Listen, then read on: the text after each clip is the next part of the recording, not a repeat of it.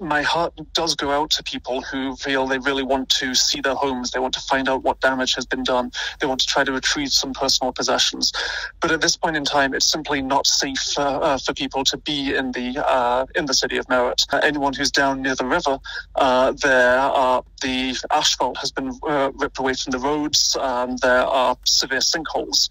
It's simply not safe for people to be in Merritt at this time. Damage from the flooding in Merritt is expected to be extensive. As far as individual homes are concerned, many of the people evacuated are unsure. They find themselves camping, like the people in this Walmart parking lot, and wondering about the condition of their homes. We live in Collettville, and we know for absolutely sure we have basement flooding, so there'll be damage down there. That's all we know. It didn't get as far as my place. So your home might be okay? Everything's good, except I can't get there.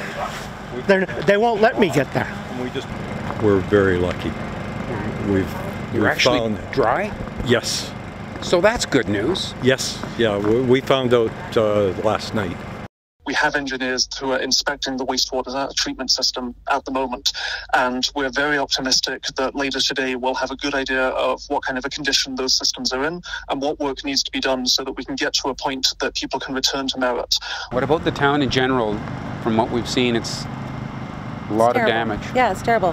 I've seen what you've seen because we can't get down there to really look at it, but it's devastating. It's horrible.